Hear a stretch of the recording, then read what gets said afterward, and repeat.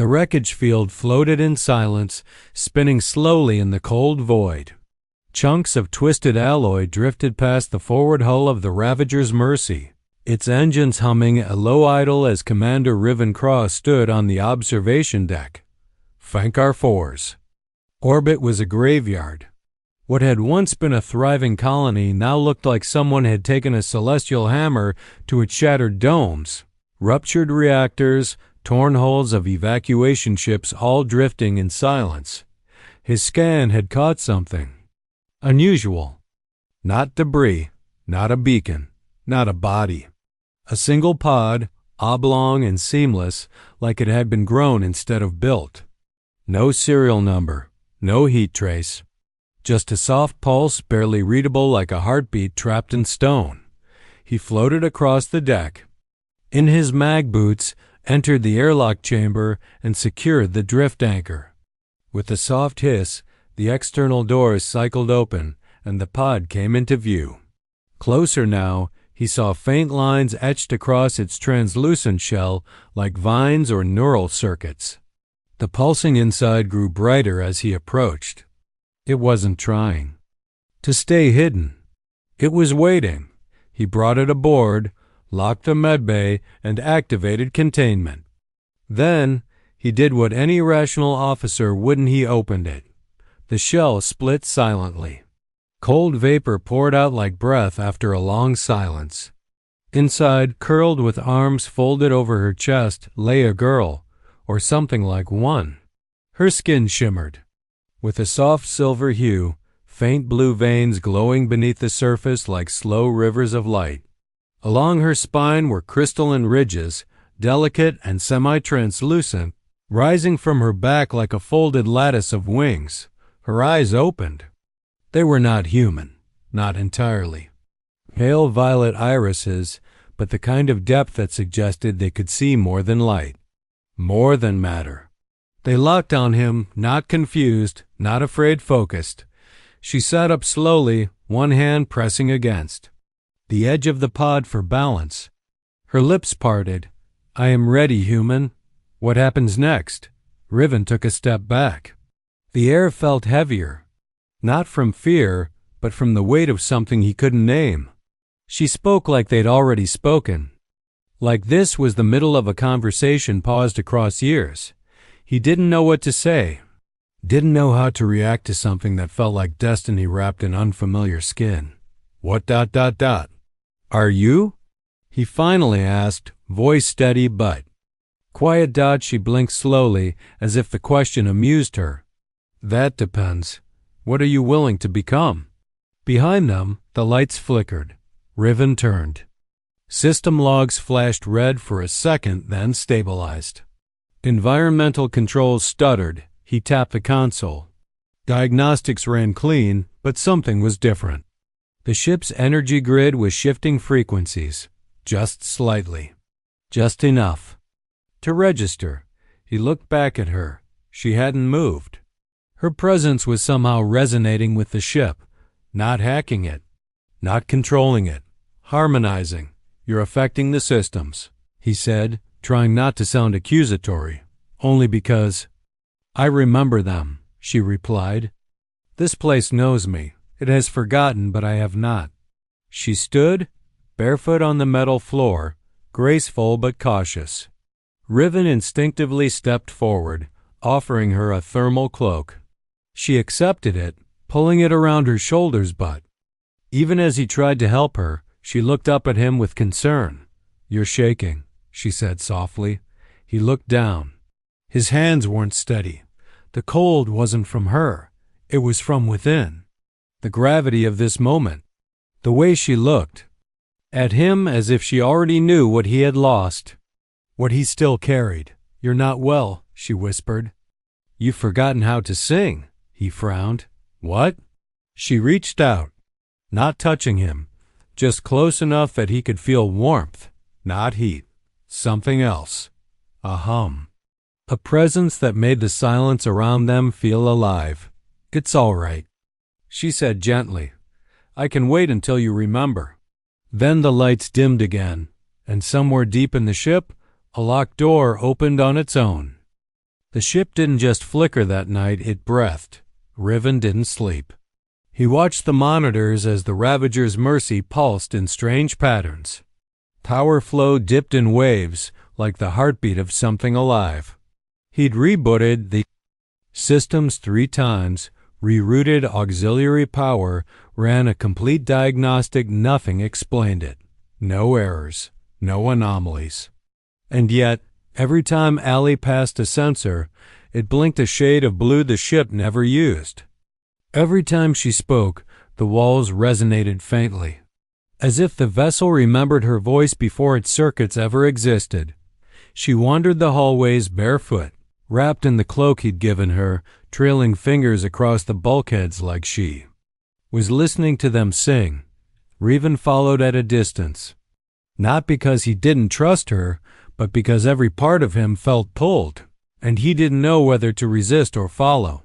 She stopped at the observation deck where the stars shone, bright against the void. Her silhouette was framed in silence. Crystal filaments across her back caught the starlight, refracting it like shards of frozen moonlight. She tilted her head, listening not to the silence but through it. "You still think I'm dangerous," she said without turning. Riven stepped forward. "I think you single quotes different." "So are you," she whispered. He opened his mouth to respond, but stopped. She was right. He had changed too. Ever since opening that pod, something in him had shifted. Not a sickness, not fear. Something deeper, like an ache he'd forgotten he had suddenly returning, reminding him he used to feel things more than duty. She turned to him now, slowly, her violet eyes catching the glint of nebula light beyond the viewport. "You touched something once." "Not with hands, with will, with choice." Riven frowned. "I don't understand." "You will," she said suddenly. The entire ship jolted. Sirens flared. Red lights bathed the corridor. Riven raced to the bridge, slamming his palm against the interface. The nav feed zoomed in on a new Contact 3 Dominion ships, unmarked, approaching fast. Not broadcasting any diplomatic codes. No response to hails. That wasn't protocol. That was extraction. Allie stepped behind him. "They've come for me." Riven turned sharply. "Why? What are you?" She hesitated. "They think I'm what's left of a war. But I'm what comes after." The ships closed in. His hand hovered over the comm. "I have to answer them." "You don't," she said calmly. "Not yet." "Then give me a reason not to." She walked past him, toward the center of the bridge, and placed both palms on the floor paneling. A soft blue pulse rippled outward from her skin. The sensors lit up with data streams of unreadable code, frequencies outside Dominion range, star maps and patterns he'd never seen. "This ship is older than it looks," she said softly. "It wasn't built. It was grown long ago using fragments of the first weave. Your people made it metal, but it remembers me." The lights went dark. For a moment, the ship was silent. Then a new hum, lower, deeper, more organic. Riven stared as the console flickered to life again, but the interface was different. Rounded edges, flowing glyphs, the hard edges of Dominion text softened into something almost alive. "What did you do?" "I woke it," she said. "And now we must choose." He turned toward the forward screen. The Dominion ships were surrounding them, weapons primed. "They'll destroy us," he muttered. Allie looked at him with something between sorrow and wonder. "They won't have time." The stars blinked and the Ravager's Mercy jumped without coordinates, without a sound, without even spinning up the drive core. One instant they were surrounded, next they were alone, drifting in a nebula made of green mist and silver arcs. A place no Dominion chart had ever shown. Riven collapsed into the chair, breath shallow. "How?" Allie sat across from him, folding her legs calmly, her hands resting in her lap.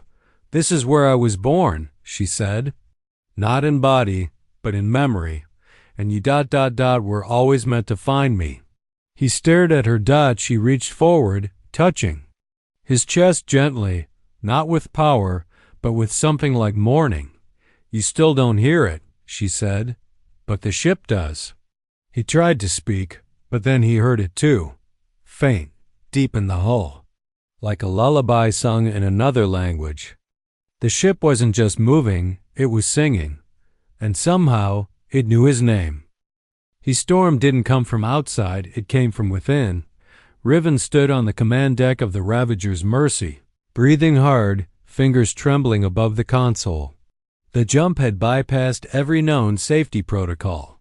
No hyperspace tunnel, no gravitic slipstream, no distortion arcs. Just silence, then displacement, then this, whatever this was. Outside the viewport, the nebula writhed like it was alive. Pale emerald mist coiled around streaks of crystalline light, twisting and unraveling like it was thinking. The stars pulsed in perfect unison, like a breath inhale, exhale, inhale, echoing across the hull. Every readout on the bridge flickered, with symbols that didn't belong. Dominion tech had no reference point, and yet the ship was fully functional. More than that, it was alive. And Allie had led it here.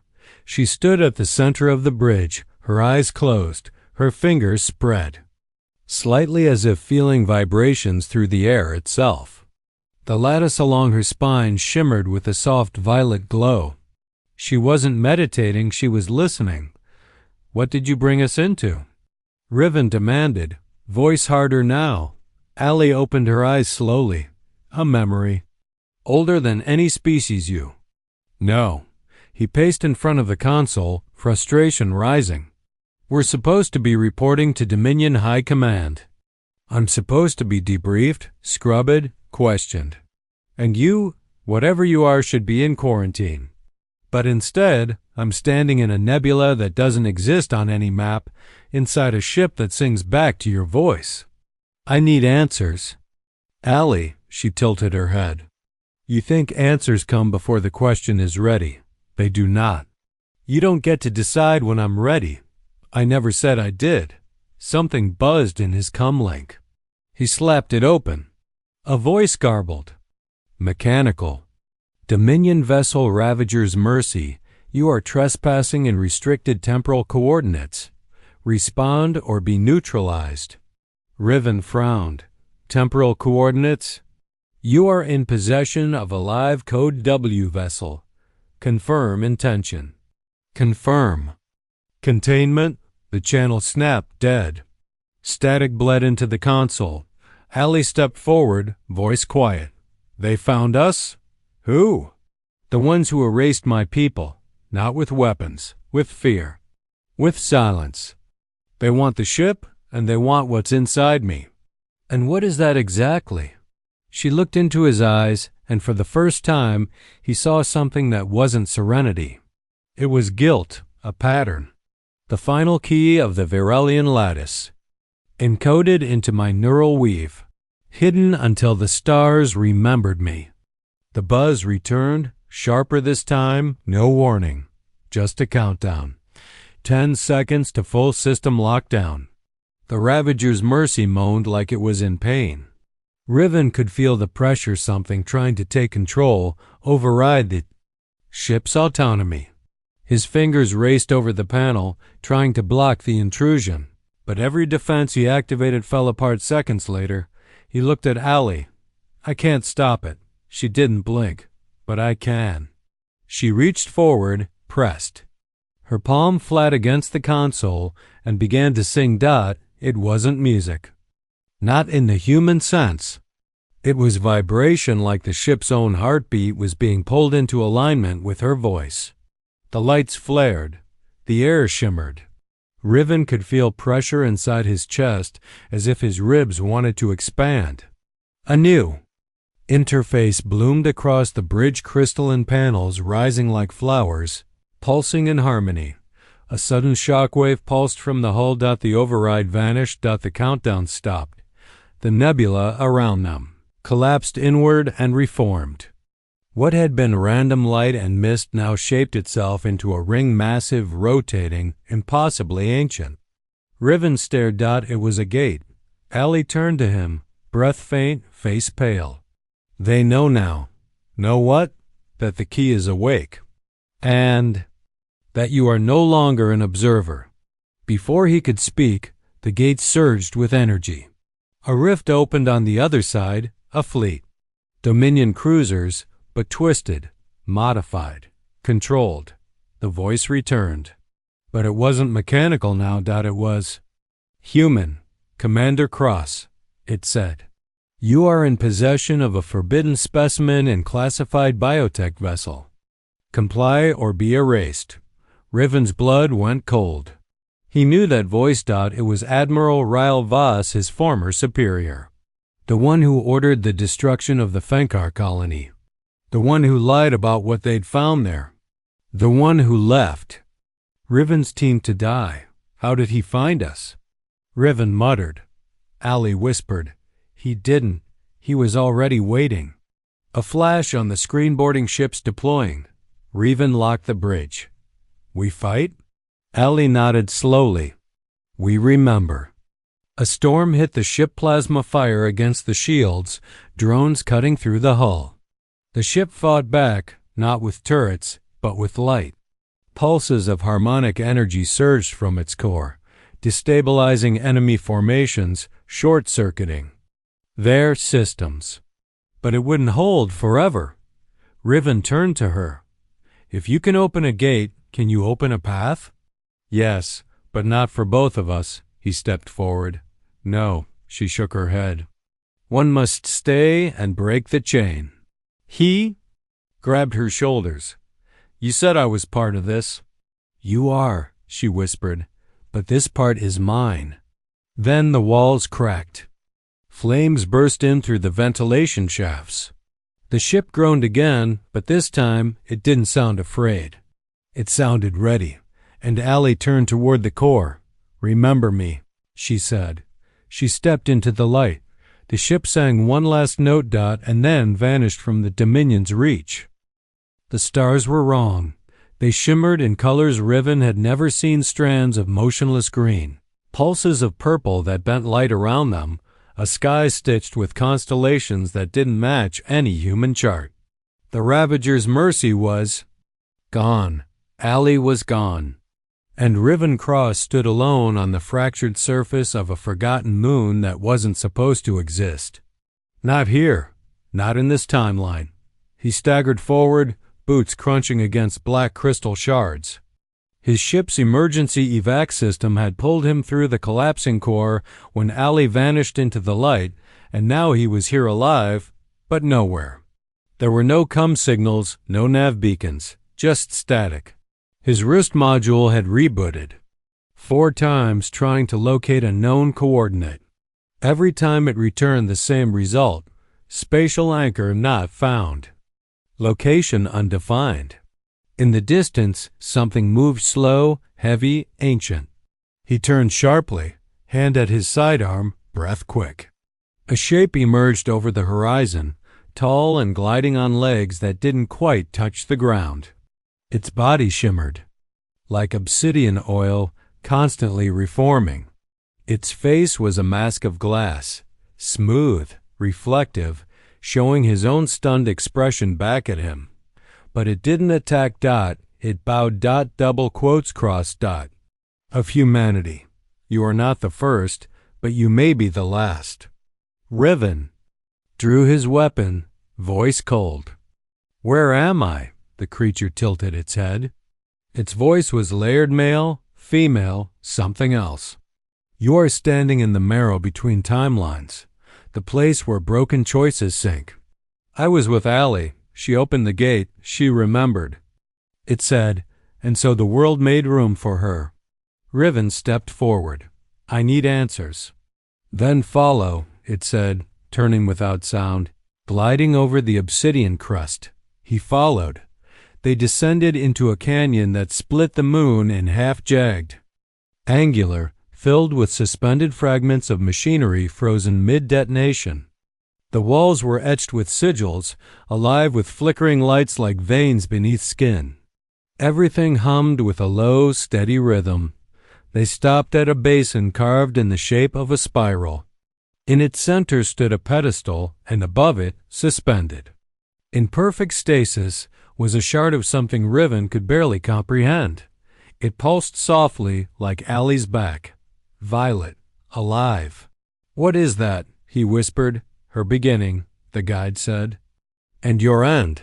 The song she carried? It came from here." But so did the silence. The shard flickered, and suddenly, Riven was no longer standing in the canyon. He was there. Inside the memory. The sky was green fire. Cities melted into crystal and reformed into towers of sound. A race of light, of music, of infinite connection, moved like symphonies across their planet, and in the center of it all, a child, Allie, smaller, softer, watching everything burn. Not with fear, with understanding. And then, the voice, "You will hide the song, and you will forget, until the one who looks without trying to see finds you." The vision shattered. Riven collapsed to his knees, gasping. "She knew," he muttered. "She saw me, even then." "Your timeline was not the only one touched," the guide said, kneeling beside him. "But yours was the one she chose." Riven looked up. "Why?" "Because you broke the pattern. Not through power, but refusal." More lights flickered along the canyon walls. Slowly forms emerged from the mist, others. Figures wrapped in shimmers of forgotten civilizations. Not human. Not Varelian. All of them ... changed. They are. "The fragments," the guide said. "The ones left behind when time tried to correct itself. All of them touched by the lattice. All of them unfinished." Riven rose, unsteady but resolute. "Then finish me." The guide's head bowed. "To finish you is to restart the pattern. To unmake her choice." Silence. Then the shard pulsed again. Riven reached forward, hand trembling. The moment he touched it, everything changed. Pain hit first, then light, then memory. Not his. Hers. He felt the loneliness of the pod, the cold of stasis, the voice of scientists arguing over her, the whisper of his name even when he was a ghost in her mind. He saw her sing alone in darkness, waiting, dying, hoping. And then, him, the moment he opened the pod, the moment he saw her without. RETOI line G. The moment he became the last verse in her unfinished song. The light faded. He stood now in a new body, not changed in flesh, but in resonance. The guide knelt. "You are no longer just Riven Cross." "What am I?" The guide smiled with cracked lips. "You are her echo." From deep below, the planet trembled. The Dominion had found them. Missiles streaked through the sky, targeting the canyon. Riven didn't flinch. He raised his hand, and the missile shattered midair in a burst of harmonic light. He didn't even know how he did it, but she did. She was still inside him, and the war wasn't over. Not yet. The dead planet screamed, not with sound, but with resonance vibrations that tore through stone and memory alike. Riven stood at the rim of the blackened canyon, his hand still raised, his body trembling. The missiles had disintegrated in midair, reduced to cascading spirals of broken particles before ever touching the ground. The Dominion fleet above had gone silent, caught off guard, retreating into formation, trying to analyze what they'd just witnessed. But he knew it hadn't been a weapon. It had been her memory, her code, her voice channeled through him like a prism of flesh. The shard he'd touched had become a part of him, burned into his neural pattern. He wasn't just carrying Allie's memory.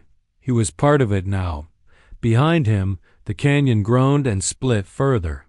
The obsidian crust cracked open, and from within rose a spire of raw crystal black at the base, violet at the tip, thrumming with a pulse that synchronized with Riven's heartbeat. It sang without words, and something deep inside him responded without consent. The guide stood at the edge, unmoving. The core awakens. It has chosen its successor. Riven turned, voice low. You mean mean, not just you, the guide said. You and the one who remains with you, two minds, one weave. Suddenly, a sharp pain stabbed into his skull. He stumbled, falling to his knees, gripping the side of his head. Whispers. Not the devourers. Not the Dominion. This was her. Don't let them silence the melody, Riven. They'll try to make you forget again. He clutched his chest as the memory surged. Allie, back in the medbay, humming softly to the ship's core, even as it was being dissected by Dominion code. Her body bathed in light. Her voice, refusing to fade. Another voice crackled through the haze, one that didn't belong in memory. It was live. Commander Cross. This is High Admiral Voss. You are now classified as a rogue variable. Surrender and prepare for capture. Riven growled under his breath. He activated the last functioning com node on his wrist. I'm not your variable. I'm your reckoning. There was no response, but he didn't need one, because the next wave was already descending. Troop ships pierced the atmosphere, 6 of them, sleek and black, bristling with neural dampeners and sonic nullifiers, designed not just to kill, designed to erase. They wanted to sever the connection between him and the lattice before it became permanent. The guide stepped back into the mist. You are on your own now. Riven stood. For the first time, he didn't feel alone. His shadow stretched long behind him, but it shimmered. It shimmered like Allie's lattice. Violet threads of light pulsed across his arms, winding around his fingers, reacting to his breath. His focus. He could feel the ships before they landed. Feel their intent. Read their trajectory. His mind stretched, not just across the battlefield, but through the enemy. He saw them. Soldiers with blank visors. Thought suppression implants. Trained to obey, not question. They would shoot before speaking. Kill before understanding. He didn't care. He moved before the first pod even hit the ground. The moment it opened, he was their hand outstretched, sending a concussive pulse of sound through the shell, shattering it before the first soldier could raise his weapon. The others reacted instantly, fanning out, but he moved with unnatural precision. Not fast, but inevitable. He whispered a note, just a hum, and the ground fractured beneath their feet. Crystal veins surged from the canyon and exploded outward, creating a wave of harmonic distortion that knocked the invaders back. Some screamed as their neural gear overloaded, sparks flying from their visors. Others dropped to their knees, clutching their heads. He was weaponless, and he didn't need one. From the largest dropship, a new figure stepped out, massive, armored, in obsidian plates edged with Dominion red. A neural crown sat on his head like a thorned halo. Voss. Not a projection. He came in person. So this is what you've become, the Admiral said, stepping across the battlefield as his soldiers scrambled. To reform, Riven stared. No. This is what you tried to bury. You're not stable, Voss snapped. The girl did something to you. She completed something, Riven said quietly. You just couldn't understand it. She's gone. No, Riven said, his eyes glowing faint violet now. She's listening. The air changed. Behind him, the canyon shard rose higher. Light spilled from its tip into the clouds above. It pulsed once, twice. Then again, Riven raised his hand. The light answered. And the lattice began to sing. Soldiers dropped their weapons. Some knelt, overwhelmed by visions they couldn't explain, memories of places they'd never been. Children's laughter. Distant starlight. Loss. Regret. Voss stood unaffected. I see it now, he said. You've become infected. He raised his weapon, but Riven wasn't aiming to kill. He aimed to awaken. He stepped into the stream of light, and the lattice responded. His voice rose not in speech, but in song. A new note entered the air. It wasn't Ali's voice. It was his, a song built for two, now sung alone, but not for long. The crystal responded, and from deep within its core, something stirred. A second voice. Familiar. Clear. Feminine. I'm not gone, Riven. I was waiting for the chorus. And together they sang. The Dominion line shattered, the sky split, and for the first time in 1,000 years, the song of the Varelians returned through human lungs and hybrid hearts. But Voss didn't flee. He activated something hidden beneath his chest plate. A dark pulse echoed outward, and the canyon began to break. He had one last move, one final silence. The silence fell like a knife, not gentle, not peaceful, but sharp, cutting through the canyon, slicing through the lattice stream, choking the melody before the second verse could rise. Riven felt it immediately. The connection flickered, then snapped. The glowing crystal vein cracked down the middle. The light dimmed. His breath caught in his throat like someone had clamped a hand over his heart. Ali's voice vanished. Dominion device Voss had triggered emitted a low-frequency hum, inaudible but devastating. It wasn't a weapon. It was an anti-pattern. A machine designed to kill resonance, to unravel song-threaded code before it could stabilize. It targeted not flesh, but memory. Riven fell to one knee, clutching his chest. His ears rang. His vision blurred. The glow on his skin faded to pale. The power Ali's presence was slipping through his mind like water through open fingers. Across the shattered battlefield, Admiral Voss stood untouched. His crown of neural thorns pulsed in sync with the suppression field. He watched Riven stumble, no emotion in his eyes. You built yourself around her voice, he said coldly. So I took it. You don't understand, Riven rasped. I understand enough. Your kind infects itself with meaning, connection. He stepped forward, his boots crunching broken crystal. But the galaxy doesn't care about songs, Cross. It only respects control. The soldiers who had survived the earlier resonance shock were reforming their lines, but they were slower, unsure. Some still looked skyward, trembling, haunted by the memories the song had unlocked before the silence swept it away. Riven looked down at his palms. They were just hands again. No glow, no hum, just skin. Just flesh. But something pulsed underneath. Not hers. His. He stood. And the sky growled. It wasn't thunder. It wasn't the lattice. It was something else. Above. The nebula twisted violently. The stars blinked out one by one, as if swallowed by a rising shadow. The moons of the dead planet began to fracture. Chunks of space rock fell like tears. A ripple ran through the clouds, and then came the scream. It didn't come from one place. It came from everywhere. Riven staggered back as the sound tore through the air like claws down metal. Soldiers dropped their weapons, covering their ears. Even Voss flinched, his device sputtering, the neural crown flickering red. Riven felt it in his bones. This wasn't Dominion. This wasn't Virellin.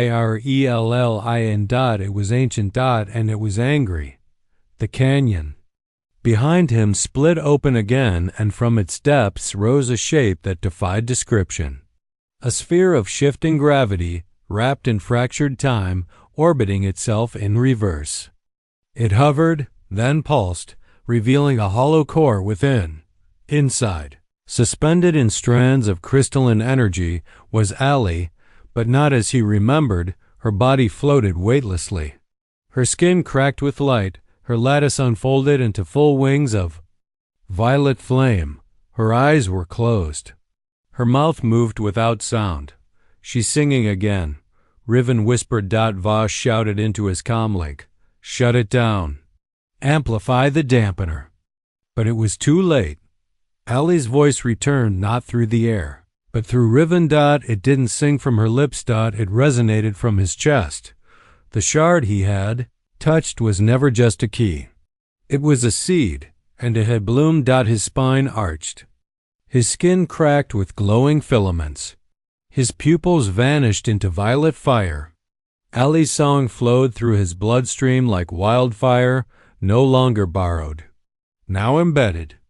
Now awakened. He raised his hand, and this time the sky answered him. A column of light exploded from the ground beneath him, stretching to the heavens, burning away the silence with sound. The anti-pattern field collapsed in an instant.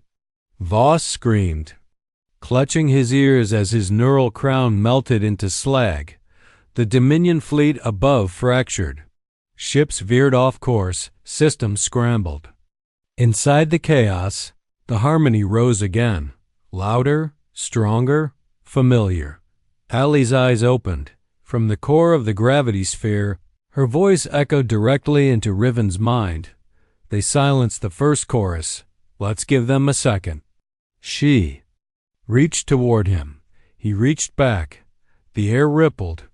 Their hands never touched, but between them, a shock wave surged across the battlefield like a tidal pulse of memory. Every Dominion soldier froze mid-step, not dead. Dreaming. Each of them locked in a personal memory, suspended in a perfect moment, one chosen by Ali's song. Riven collapsed to the ground, sweat dripping down his temple, but his eyes remained wide. He could feel her again fully. Not like a ghost, not like an echo. She was here, she was whole, and she was furious. The structure she hovered in began to rise, lifting from the canyon, surrounded by geometric halos of gravity. It pulsed with every word she sang, and the surrounding terrain reshaped itself like liquid crystal, forming steps, towers, bridges of suspended light. She's rewriting the battlefield, Riven gasped. No, whispered the guide, suddenly. Beside him again, more visible than ever. She's rewriting the rules. Admiral Voss stumbled backward, blood running from his ears. She's unstable, he shouted. Should tear the veil apart. Riven stood slowly. Then maybe it needed tearing. The Dominion flagship above fired its main. Cannon. Too late. Ali's wings unfurled fully. She spoke one word, and the beam meant to obliterate her. Vanished. Flagship shattered, silently falling into dust and light. She floated downward now, toward Riven, her expression calm. But her voice carried sorrow. The last verse is near. Riven blinked. What does that mean? She looked skyward. Someone's listening. Then the stars flickered, every single one, and in their place, came the Watchers. They were not ships. They were not alive, but they had heard the song, and they were coming to answer it.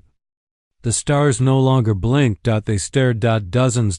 No, hundreds of glowing void bodies emerged from the black beyond. Not ships. Not creatures. Not constructs. Watchers. Towering silhouettes of refracted dimension suspended between layers of reality, their edges fraying in and out of focus like thoughts barely remembered. Each one held the shape of some forgotten origin. Limbs that were not limbs, faces that were not faces, eyes that were not eyes but gateways. They made no sound. No warning. Only presence. The battlefield fell into a hush so deep it crushed breath. Even Ali, suspended in her lattice throne of flame and memory, paused mid-harmony. Her song quieted to a trembling note.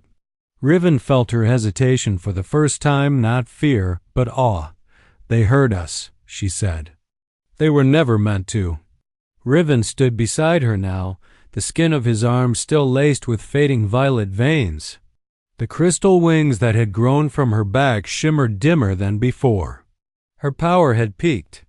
It had pierced through time, memory, and silence, but in doing so, it had reached something far older than Dominion records, older than Varelian extinction, older than songs. What are they? He whispered. She turned slowly, her voice barely a vibration. Echoes. Remnants. Of the first sentience. They devour nothing. They consume no flesh. They erase. Understanding. Below, Voss had fallen to his knees, stripped of rank, stripped of force. His soldiers were scattered, still trapped in stasis dreams Ali's last resonance had triggered. The battlefield was a graveyard of silence, memory, and shattered certainty. Riven looked to the watchers again. One of them shifted, reality bent in its gaze. The sky folded inward for a heartbeat. And from that collapsed fold, something stepped through. Not a watcher. A voice. No body. No face. Only a presence. It spoke directly into their thoughts. Into the code beneath Ali's spine.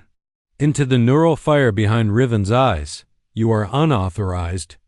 Ali flinched. The ground beneath them cracked. Song sequence 9X terminated. Deviation from decay is violation. I don't understand, Riven gasped. Ali did. She turned to him, finally trembling. We were never meant to survive, Riven. We were designed to end.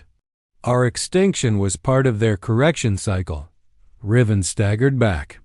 You mean the Watchers. They're not answering the song. No, she said, eyes glowing bright. They're here to delete it. The presence surged again, pressing down on the atmosphere until the wind itself fractured into stillness.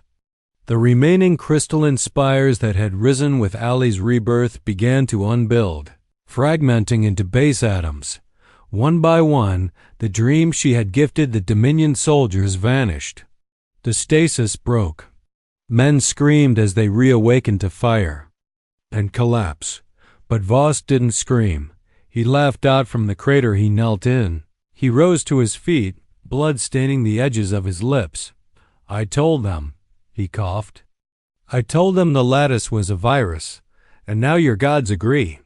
Riven raised his hand, ready to silence him, but Ali stopped him. He's not wrong, she said. Riven stared at her, horror in his chest. What are you saying? I was. Never meant to return, she whispered. The Varelians didn't die. We were archived, willingly, to prevent this. You brought life back, he said. You brought hope. She stepped toward him, her skin cracking with violet fractures. I brought attention. Riven shook his head. Then we run. We leave. We hide the song again. It's too late. Above them, the first watcher extended an appendage that reached across half the sky. The clouds fell inward. The planet's core began to churn, reacting to their presence. Every star in the system flickered. The universe was about to reset. And then Riven did something no human, no Virelian, no hybrid had ever done. He sang back, a note. Broken. Untrained. But human. The watchers paused. Even the voice that had spoken. Into their minds fell silent. Riven stepped forward, throat raw, eyes wild with defiance. I'm not a code. I'm not a pattern. I'm not a sequence to be terminated. He looked at Ali, and neither is she. Her hand found his. The violet light between them surged. Her cracks healed. His veins ignited. Their resonance merged not by force, but choice, not a key, not a weapon. A bond. Together they sang. A final verse. A final defiance. A new pattern. The watchers flinched. Reality bent again, but this time, it didn't collapse. It bloomed. Instead of erasing, the voice spoke again slower. Now unknown variable. Resolved. Deviation adapted. A ripple passed through the watchers. Then one by one. They turned and vanished into the dark. No destruction. No judgment. Only. Acknowledgement. Ali collapsed to her knees.